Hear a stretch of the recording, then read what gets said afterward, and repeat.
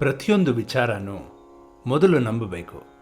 ನಂಬಿದ ಮೇಲೆ ಅದು ನಮ್ಮನ್ನು ಕೈ ಹಿಡಿದು ಕರ್ಕೊಂಡು ಹೋಗುತ್ತೆ.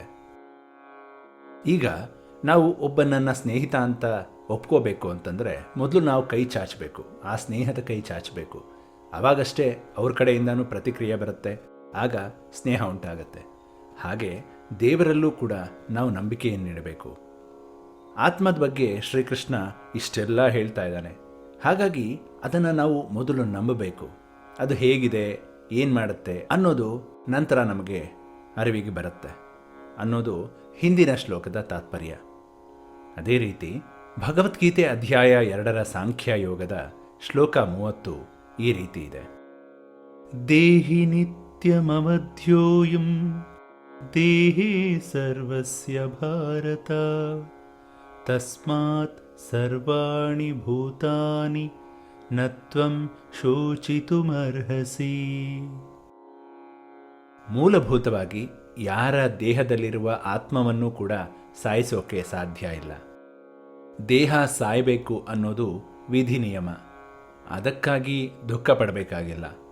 ತನ್ನ ಸ್ವಂತ ಇಚ್ಛೆಯಿಂದ ದೇಹ ತ್ಯಜಿಸೋಕೆ ಕೂಡ ಸಾಧ್ಯ ಇಲ್ಲ, ಹಾಗೂ ತ್ಯಜಿಸದೇ ಇರೋಕ್ಕೂ ಕೂಡ ಸಾಧ್ಯ ಇಲ್ಲ.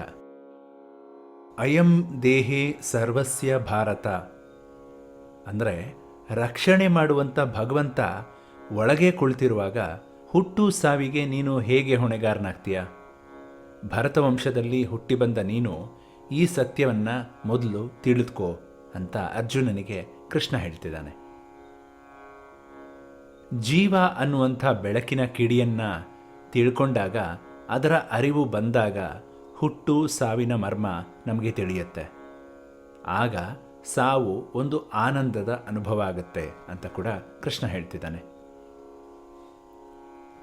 ಕೃಷ್ಣನ ಈ ಎಲ್ಲ ವಿಶ್ಲೇಷಣೆಯನ್ನು ಕೇಳಿದಾಗ ನಮ್ಮಲ್ಲಿ ಒಂದು ಅಭಿಪ್ರಾಯ ಕೂಡ ಬರಬಹುದು. ಕೊಲ್ಲೋದು ತಪ್ಪಲ್ಲ, ಯಾಕೆಂದರೆ ಜೀವಕ್ಕೆ ಸಾವಿಲ್ಲ, ಎಲ್ಲ ಕೂಡ ದೈವೇಚ್ಛೆ, ಯಾರನ್ನ ಬೇಕಾದರೂ ಕೊಲ್ಲಬಹುದು ಅಂತ ತಪ್ಪು ಕಲ್ಪನೆಗಳು ಬರುತ್ತೆ. ಇದು ಯಾವತ್ತಿಗೂ ಸರಿಯಲ್ಲ. ಕೃಷ್ಣ ಅದನ್ನು ಹೇಳ್ತಾನೂ ಇಲ್ಲ.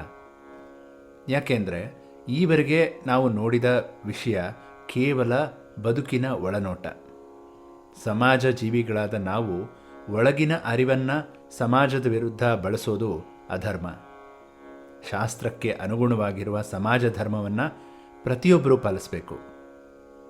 ಮುಂದಿನ ಶ್ಲೋಕದಲ್ಲಿ ಕೃಷ್ಣ ಈ ವಿಚಾರವನ್ನು ಅರ್ಜುನನ ಮುಖೇನ ನಮಗೆ ತಿಳಿಸ್ತಾ ಇದ್ದಾನೆ. ಹಾಗಾದರೆ ಮುಂದಿನ ಸಂಚಿಕೆಯಲ್ಲಿ ನೋಡೋಣ ಅರ್ಜುನನ ಮೂಲಕ ಕೃಷ್ಣ ನಮಗೆ ಏನನ್ನು ತಿಳಿಸಕ್ಕೆ ಹೊರಟಿದ್ದಾನೆ ಅಂತ.